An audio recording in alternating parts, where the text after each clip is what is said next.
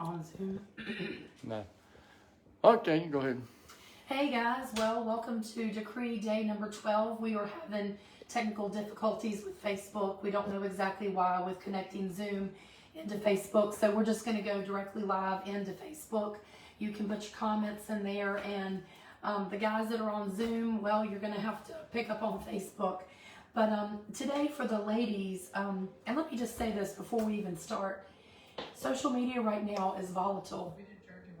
There is so much stuff going on that we need to always be prepared, which is something we talked about Sunday. Just being prepared for the suddenlies and what we can do to overcome. So this is what we're doing right now to overcome.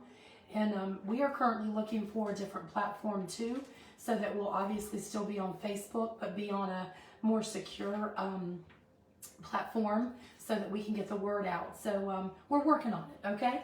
So today, ladies, we're talking about being blessed with redeeming grace. And grace is something that, okay, so we got Zoom going on here, and they can hear us, but they can't see us. So we're going to turn Zoom off so that they can get onto Facebook. It's just one of those crazy nights. But ladies, we're going to be talking about redeeming grace. And, you know, I definitely don't deserve redeeming grace.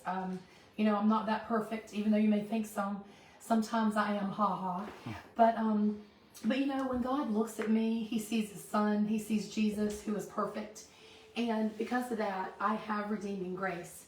There are things in life I shouldn't even be able to teach the word of God. I mean, I am not holy enough. I'm not good enough for that inside of myself. But I am, because Jesus did what he did for me. He died for me on the cross. He rose again. And now, because of that, I have redeeming grace. So, excuse me. One of the people that Patricia King talks about in her redeeming grace is David. And I think David is always kind of picked on because he committed adultery. He killed, you know, her husband, and you know, she was pregnant. Those are things that unfortunately do happen in today's society, but it happened back then as well. So we know David, though, for he has a heart after God. He loves to worship, and he loves poetry, and he's always after the heart of God. But look at some of the other things that he did. Well, if God forgave David and gave him redeeming grace, then I got it too. And so that to me is just so cool. But when I thought about, like, what is the opposite of redeeming grace? For me, that would be shame. And it takes me all the way back to the garden, which is where Eve was at in Genesis. And, you know, the serpent came along and he deceived Eve and she sinned. And because of that, women many times are deceived. Like, we're deceived about looks. We're deceived about, you know, we have to be beautiful on the outside, but what about the inside? So many times we're deceived. And that's what the enemy wanted to do to the women, is deceive us that we're not good enough to have his redeeming grace, but we are. So in the comments, just maybe you can put, have you ever dealt with redeeming grace and feeling that shame that Eve felt? I have many times, and it's like, oh gosh, I screwed up again, I did this again. And God's like, it's okay, and he forgives me every single time. That's what redeeming grace is all about. So I'm going to read one of the decrees. It says, I decree that by grace I have received the amazing gift of salvation through faith. It's not by strife or works. I can walk and delight in the glorious gift every day. And here's what that means. I don't have to do anything for it other than say, Jesus, I believe in you. Forgive me. And he just gives me that. I don't have to work for it. I don't have to strive for it. I don't even have to be perfect for it. He loves me just like I am. He keeps changing me. He keeps working with me. But I always have his redeeming grace, and so do you, ladies. So I'm going to read one more. I decree that the Lord's grace is sufficient for me, and his power is perfected in my weakness. And the activation for today is, in what area of your life do you need God's redeeming grace to manifest? So in what area do you need that to actually come to be? Maybe there's something you've dealt with for years, you haven't felt good enough. There's one of the things that ladies deal with a lot, especially if they've had an abortion, you know, is they don't think that they can be redeemed from that.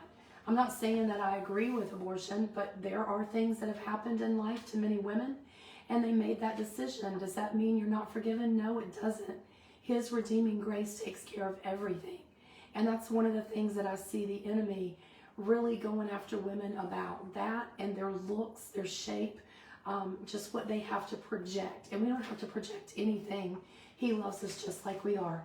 So ladies, know that you have redeeming grace and that he loves you, and we can have it every single minute of every single day. So are you ready for the guys to come now, Pastor Randy? Okay, I'm going to take over here. Switch places.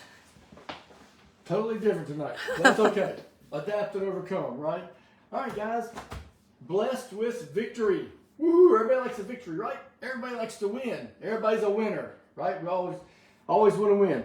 So let me ask you, when I was reading this, it just so happens, I don't know if any of you guys watched the Alabama game, Alabama-Ohio State game. I'm not picking sides, I'm just saying things. So if any of you people out there are Ohio State fans, I'm sorry. Look at you. I mean, you know, hey, you made it to the championship. But the point is, Alabama and Ohio State too, a top-notch team. But Alabama's been right up there. I forget how many now national championships. Okay, Nick Saban, the coach, has 7. He set a record last night. He has 7. But Alabama is like you can almost count on. Yep, good chance at the beginning of the season, Alabama's going to be there again. Not always, but it's a good chance. If you was a betting guy, not that anybody is, but if you was a betting guy, you'd say, okay, my money's in Alabama. Why is that? That does not happen like last night. It wasn't just then. It was started way back in the season, early part of the season, at the beginning of the season. This year been last summer, spring. As soon as last season was over with, they start again. But the thing is, they're always counting on, right? They always count on to a certain extent. But even as good as Alabama is, and they tell you, I mean, they worked hard, they struggled, and especially through COVID, all the different obstacles they had to overcome. And you could, I don't know what the Vegas thing was, but you could count on them being at the top. But there's always, I don't care how good they are or anybody else, and the Patriots are on their run, how much of a chance there is it does not happen. And it's happened with them. But there's always a chance. You can count on them as much as you want, but there's always a chance that they will not win a championship. But what is one thing you can count on all the time, regardless of anything, is that you're going to be victorious because Jesus is victorious.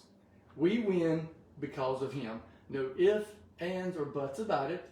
There's not a question. It's automatic. It's automatic. This thing's rigged. Okay? It's rigged. He's got it set up. He won, right?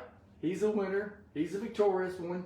He came to earth for that specific reason, to redeem death, hell, and the grave, and also to put away with everything, every attack that the enemy can put on you, every false thing he can tell you, anything to do with the enemy, it's done. It's done. That's why he came to earth. And then when he was hanging on the cross, what did he say right before he died? It is finished. What? What's finished? It. What's it? You name it. Whatever it is, it's finished. He did the entire thing. Done. Boom. Bam. Over. It is finished. That means he got it all. Won it all. So let's look at 2 Corinthians 2:14. God says, God always makes his grace visible in Christ, who includes us as partners of his endless triumph. Endless means endless. His endless triumph, right? So that means victory, right? Triumphant, endless, always, all the time, no matter what. Through our yielded lives, he spreads the fragrance of the knowledge of God everywhere we go. So that means we're carrying it. We have the victory because of Jesus. No matter what the enemy throws at us, no matter what happens, no matter the circumstance, no matter the situation, we have that.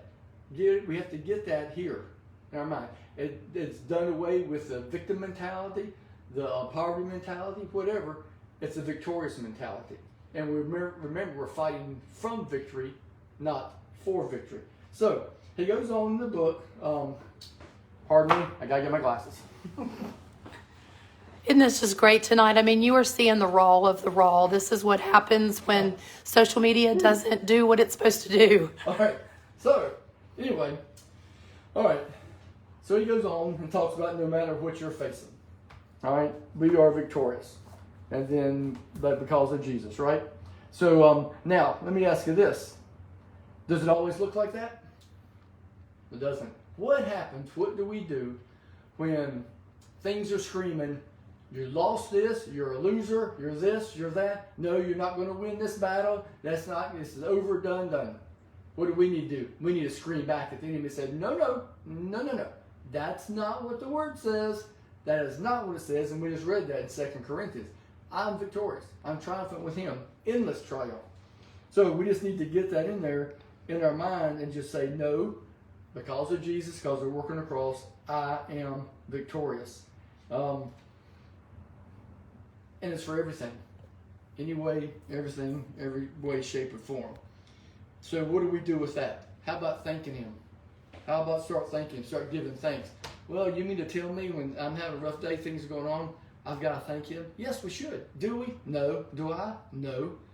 But we should be thanking for him because why? Because it's already done, even though we may not see it right at that point in time. You with me? We may not see it, but we can thank him because we know that it is done. How about Hebrews 11:1? All right, let me throw that one out there. Faith, this is NLT version.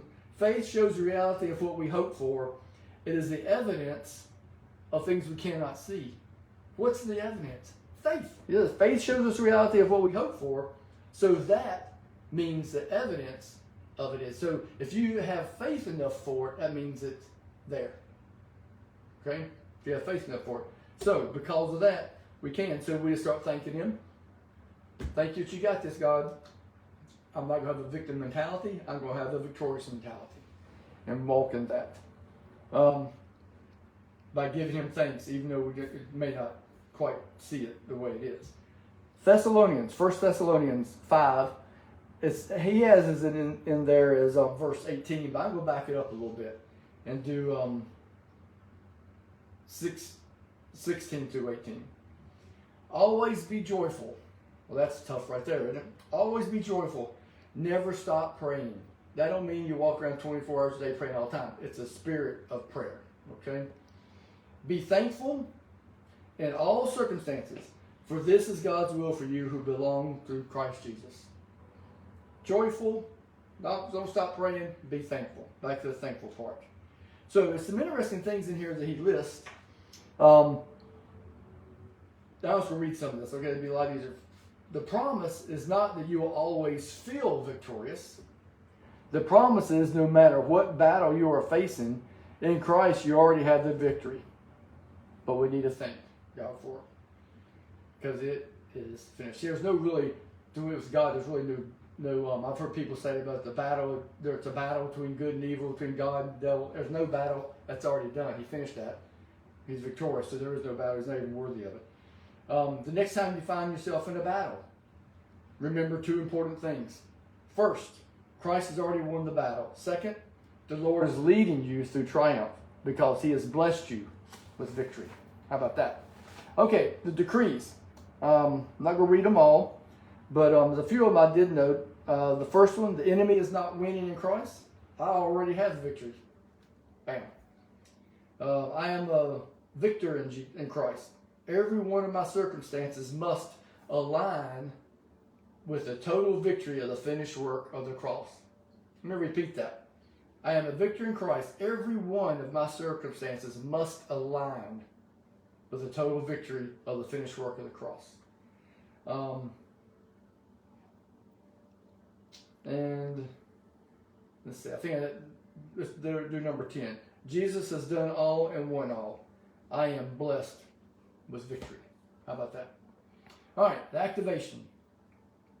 Never mistake a battle for a defeat. Battles are how we take territory and advance a kingdom on earth. God's people have always had battles in this world, but Jesus has overcome the world. John 16:33. When we walk with him, we are blessed with victory in our battles. Whatever battle you are in right now, give God thanks for the opportunity to take territory. And it just sounds wrong, doesn't it? But give him thanks, because now I'm in a battle, so because of that battle, this makes sense, guys. I have the opportunity to take territory. To take territory with him and for him. That's what battles bring. Give him thanks that he has given you victory in those battles and that he is leading you in triumph. I'm not going to read the rest of it. You can read the rest of it. The rest of it's really good, but I'm not going to take your time. We already had you delayed a little bit. So, that's it.